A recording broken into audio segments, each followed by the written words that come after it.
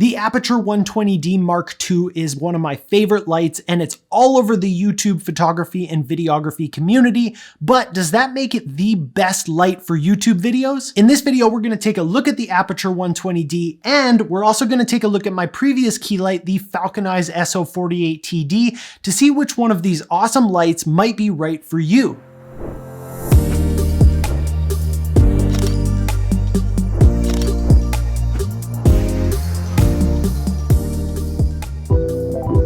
What is up, people? Dunna here, and today we're gonna take a look at these two lights from Aputure and FalconEyes. Like I mentioned, the FalconEyes was my key light for these kind of videos for a long time, and I still really do love this light, but most recently I've moved over to the Aputure 120d Mark II, using it almost exclusively with the Light Dome 2, which I couldn't fit into this shot because it's pretty big, and I absolutely love it, and there's some reasons why I love it, but there are also some reasons why I still use this fairly regularly.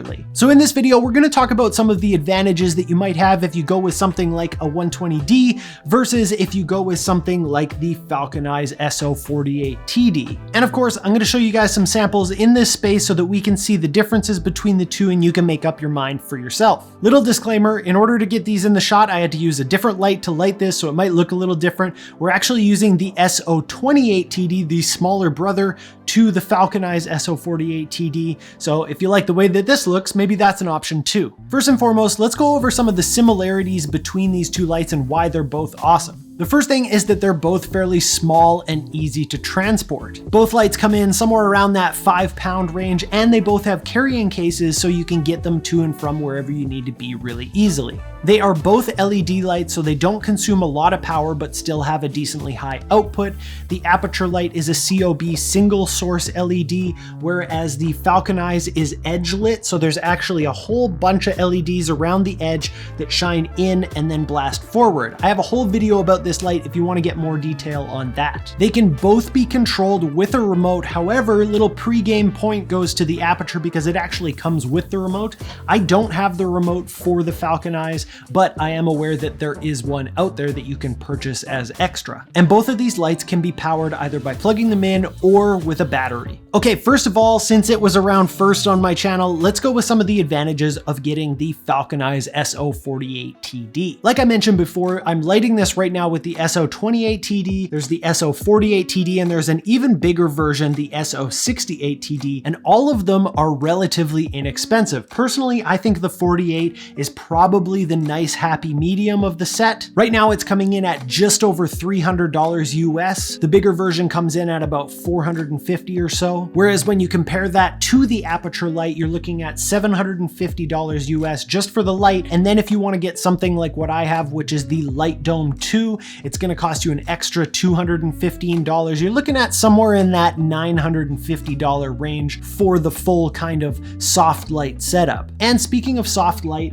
that brings us to the second advantage of the FalconEyes, is that it's set up, ready to go, already soft, no diffusers needed. It's just like a plug and play kind of system. Now, what I mean by that is with the Aputure, you're most of the time going to want to put it through some kind of light modifier. Like I mentioned, I like to use the Light Dome 2, but there are a lot of different modifiers that you can use, but that's a whole bunch of extra setup and extra expenses. So having something like the FalconEyes can be really handy because it's already a fairly large diffused light source. Unlike some of the square lights that you can get where you can see all of the individual LEDs, because this is edge lit and blasts inwards and then forwards, it comes out as one large light source. The third advantage of the FalconEyes is that it's bicolor. So it goes from 3000 to 5600 Kelvin. So you can go from warm tones to cooler tones. The Aputure 120D, D stands for daylight. We're getting 5500 Kelvin and that's it. If you want to change the color temperature, you're going to have to put some kind of a gel in front of it, which isn't a huge deal,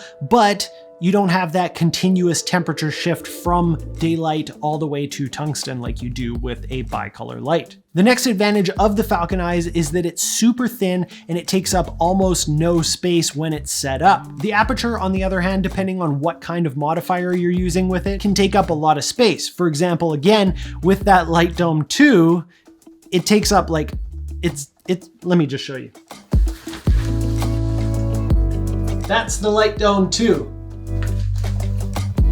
It actually like barely fits in my space over here. So as you can see, compared to this, the Aputure is going to take up a lot more space. So if you're in a tight, confined space, the FalconEyes might be the right way to go. And the final advantage that we're going to talk about in this video about the FalconEyes is that you don't need a fancy stand for it. Now, as much as I wouldn't need a fancy stand for the Aputure just to have this part on it, again, as soon as you add that gigantic light dome, it's not going to fit on one of these flimsy Amazon stands. Whereas because this is so self-contained and all of the weight is distributed right straight down onto the stand, I have no problem throwing this up on kind of a flimsy stand, although it wobbles a little bit, but it's not going to fall over. Okay, let's move on to the Aputure 120D Mark II, and we'll talk about some of the reasons why it might be worth it for you to spend the extra money on this light. First and foremost, we've got light quality. Now, while finding specs online for the FalconEyes are a little bit more difficult, I think I found that they said this was a CRI rating of 95. Unfortunately, I don't have the equipment to actually test to see how accurate that is. In my experience, it does have pretty good quality, but when I got the 120D and I started using it,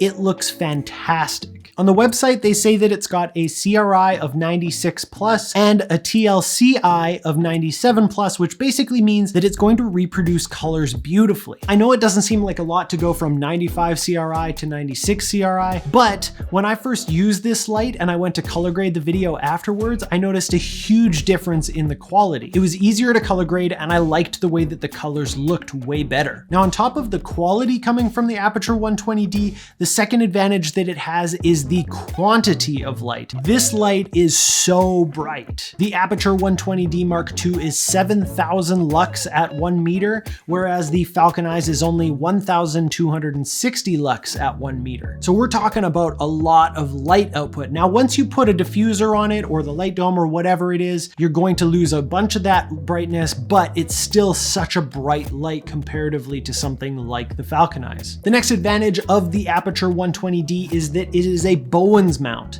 And what that means is that you can actually attach and detach things from it that will modify the light. For example, I keep talking about the Light Dome 2. That's one of the light modifiers that you can attach to the Bowen's mount. You can also get the Light Dome Mini, which is slightly smaller. You can get the Space Light, which will light the whole space. You've got this little reflector that goes on the front that comes with the light. There are all sorts of options that you can do with this. It's such a versatile light. Whereas the FalconEyes, basically what you see is what you get. It's got a really wide spread, so it's throwing the light all over the place. You can't hone it in at all if you want to. Whereas with this, you can attach all sorts of modifiers to either make the beam wider or narrower or softer or harder, whatever you want to do. So in that case, this is a much more versatile light. And speaking of the modifiers, with that light dome that I keep talking about, you're getting a 35-inch circle. Now, if you haven't seen my video on lighting, we want a nice big light source to give us a soft light. So blasting this light through a 35-inch white circle and making that our new light source, whereas with the FalconEyes, you're looking at about 15 inches of a light source. And even if you were to get the bigger one, the So48TD, you're only looking at about 23 inches of light. So that light dome is gigantic and beautifully soft. And while I do suggest the Aputure Light Dome 2 because it's beautifully made and they've done some really awesome things with it, there are alternatives out there that you can use with that Bowen's mount that you can get cheaper as well. The next advantage of the Aputure 120D Mark II is that the controller is separate from the unit itself. It connects with a cable that's actually half decently long, so if you've got your light up nice and high or something, you can still change it using the controller. And on that controller, there are lighting effects. You can do things like paparazzi, lightning, and television in case you need those kinds of simulated effects for your narrative film. And my final advantage that I give to the Aputure 120D Mark II is the build quality and design. I really think that they did a whole lot of things right with the 120D Mark II. It feels really professional, and considering that professional lights often cost a ton more money than this, I do think that the value is definitely there. With the FalconEyes, although they did a decent job, they definitely cut some corners on the build quality to keep the cost down. And that's okay too. Now, I promised comparisons, so here's a couple of samples of what each of these lights would look like in this kind of situation as the key light. Okay, this is what my scene looks like with no key light whatsoever. And then if I turn on the So48TD, which is the light I've been using the whole time, Now let's switch out the SO28TD for the SO48TD.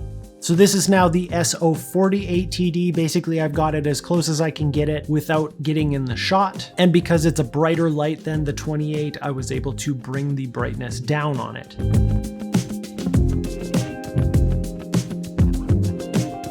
And finally, we've got the Aputure 120d Mark II. Love the remote. Now again, I've got it as close as I can, but because that light dome is so big, I had to push it back a little bit and make it a little bit brighter.